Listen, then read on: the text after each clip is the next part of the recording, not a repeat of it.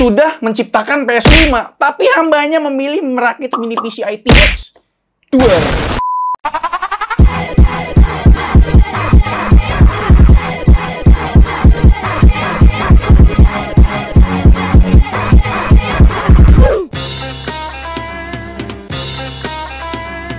Well, halo people, konnichiwa, back again bersama saya Alvin di channelnya Kudetek. Dan kali ini kita ditantang untuk merakit mini PC ITX ya. Kalian sudah melihat muka saya di awal, bahwasanya saya sudah tidak mau sebenarnya.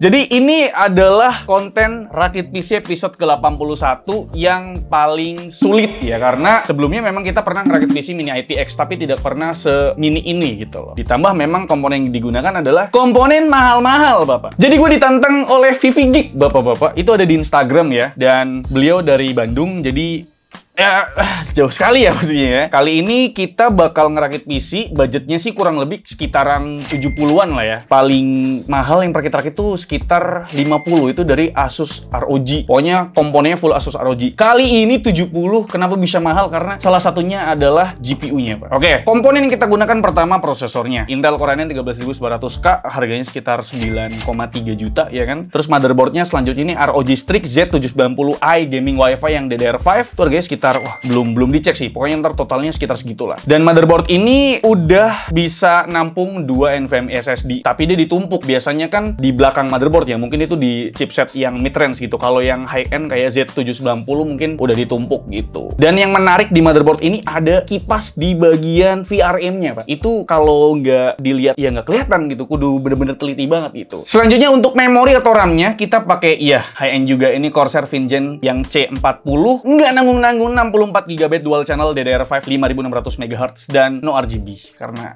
ya yang punya sudah dewasa ya, tidak seperti kalian masih bocil gitu ya. Dan storage-nya pakai 2, dan gue nggak tahu kenapa storage-nya itu beda gitu loh, padahal kan kalau mini ITX enaknya langsung NVMe gitu ya. Jadi storage-nya pakai pertama itu Samsung 990 Pro 2 TB PCIe Gen 4 NVMe pastinya, dan yang kedua itu storage SATA Samsung juga, Samsung 870 Evo yang 4 TB, harganya 5 juta ya kan. Kalau dibeliin NVMe itu bisa dapet ya kan. Cuma oke lah ya, karena motherboardnya support juga gitu loh. Dan selanjutnya apa ya, power supply ya. Nah, power supply-nya memang karena kita ngerakit mini ITX, sudah pasti form factor-nya juga ITX juga. Yaitu PSU-nya kita pakai Corsair SFL yang 1000 watt, karena kalau yang nggak L itu maksimal 850 watt gitu. Nah, karena memang GPU-nya kita menggunakan GeForce RTX 4090 Founder Edition gitu. Dan memang itu minimumnya 1000 watt. Kalau dikasih 850 watt takutnya mati gitu ya, nggak kuat gitu kan dayanya gitu kan, karena 4090 aja mentok 450 watt itu nggak diapa-apain gitu loh. Tapi nanti katanya mau di undervolt. Dan apalagi casing ya, casingnya memang ini casing yang paling kecil yang pernah kita rakit ya. Kita pakai Lianli A4H20 silver dan sudah include yang namanya PCI Riser Gen 4 buat ya RTX 4090 ini biar nggak bottleneck nantinya. Dan di casingnya tidak terdapat kipas sama sekali, namanya juga mini ITX ya, jadi memang kipas kudu pinter-pinter. Makanya kita pakai all-in-one liquid cooling 240 mm karena memang casingnya diperuntukkan untuk menggunakan liquid cooling gitu loh. Dan untuk mendinginkan si Core i9 13900K-nya juga sih. Sebenarnya sih 13900K pakainya 360, tapi 240 kita coba nanti ya gimana ya. Kita pakai cooling dari MZXT yaitu Kraken Elite 240 RGB. Cuma balik lagi karena yang punya sudah dewasa ya. Jadi memang tidak ada RGB-RGB-an. Kipasnya diganti pakai Noctua, yaitu Noctua A12 x 25 2 piece ya, karena memang kan radiatornya 240 mm gitu loh. Dan sebenarnya kita mau nambah lagi kipas satu buat intake ya, pakai Noctua juga ya, ukurannya lebih kecil dan lebih tipis, yaitu Noctua A9 x 14 Chromex. Dia tuh diameternya 9 cm, tingkat ketebalannya tuh 14 mm atau 1,4 cm gitu loh. Kira-kira spesifikasi yang kita gunakan seperti itu ya. Dan untuk, oh iya lupa, buat ininya nih apa, pastanya, pasta prosesornya kita pakai yang high end punya, nggak juga sih, ini nggak high end sih. Kalau pasta prosesor mau high end ya pakai yang liquid metal gitu ya, tapi pakai Cooler Master ternyata. Kira-kira itu dia komponennya, dan ya ini tantangan yang paling sulit. Mari kita proses merakit PC-nya.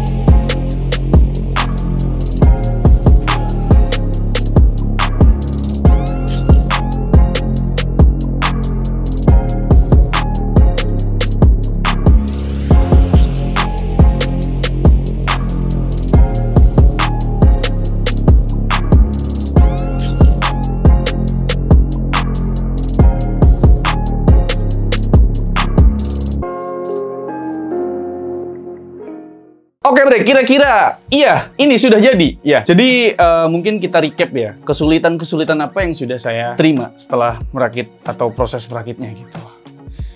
Sulit semua soalnya. Nggak ada yang gampang ya. Oke, sebelum itu dilepas dulu karena ada beberapa problem yang kita alami gitu ya. Oke, sudah terlepas ya. Nah, ini nih.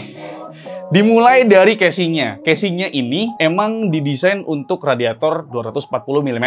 Tapi problem yang baru pertama kali ditemukan adalah ya kipasnya nggak muat. Sebenarnya dibilang nggak muat nggak juga. Maksudnya dia tuh nyentuh sama kabel-kabel Pak ya kan. Yang artinya pas dihidupin itu ntar bunyi-bunyi. Tapi alhamdulillah kita sudah menyelesaikan masalah tersebut gitu loh.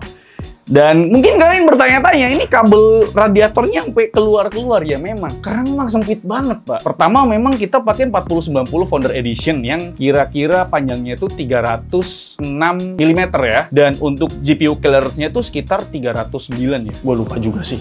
Gua lupa. Pokoknya masih sisa sedikit aja. Karena memang casing ini tuh emang muat buat 4090 Founder Edition. Tapi nggak yang triple fan. Jadi memang Founder Edition masih muat. Kesulitan lainnya, kita itu udah bongkar 3 kali PSU. Kenapa bisa dibongkar 3 kali PSU-nya? Karena di samping PSU ini ada port-port yang memang kudu dicolok. Ada port SATA, ada port USB 3.0, USB 3.2, terus ada port 24 pin buat motherboard. Pokoknya di sekitar sini tuh banyak banget port-port yang mesti kita pasang gitu loh. Bahkan hal sepele aja tadi kudu ngelepas ya. Konektornya lupa diceklek gitu loh. Karena PC Mini ITX itu memang dia ceklekan atau switch buat PSU-nya tuh ada di dalam gitu loh.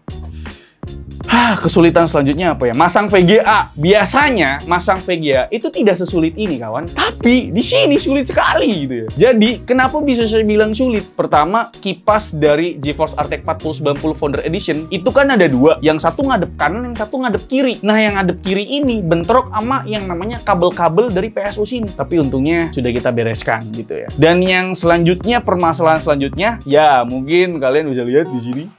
Jadi, abang ini beli liquid cooling tapi nggak diperhatikan yang namanya CPU clearance-nya gitu loh. Jadi, CPU clearance dari casing ini tuh sekitar 55 mm.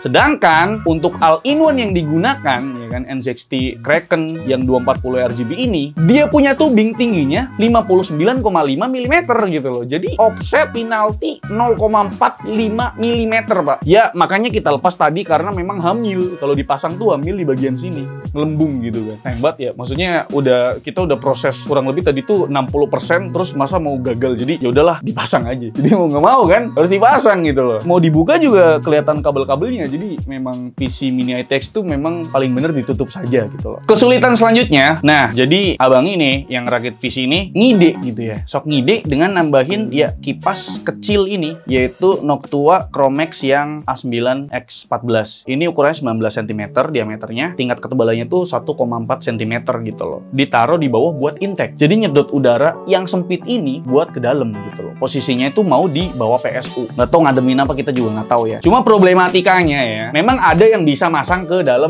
casingnya ini ya, Lianli. Cuma masalahnya kita tuh pakai PSU yang SFXL, yang large gitu loh. Jadi memang nggak ada space lagi buat kipasnya ini. Jadi mau nggak mau kipas yang udah dibeli tidak dipasang kawan. Ya memang fungsinya mungkin bisa ngurangin suhu ya 2 derajat gitu. Cuma tidak bisa dipasang. Dan kesulitan-kesulitan selanjutnya sebenarnya sih kabel manajemen ya. Jadi sebenarnya ngerakit PC Mini ITX tuh tantangan paling beratnya tuh ya kabel manajemen. Kita tuh nggak bener-bener bisa ngerapin kabel manajemen. Kabelnya tuh udah tumpuk-tumpuk aja udah gitu. Yang penting bisa nutup dan bisa hidup. Itu udah syukur alhamdulillah, babak syukur babak sebelah gitu.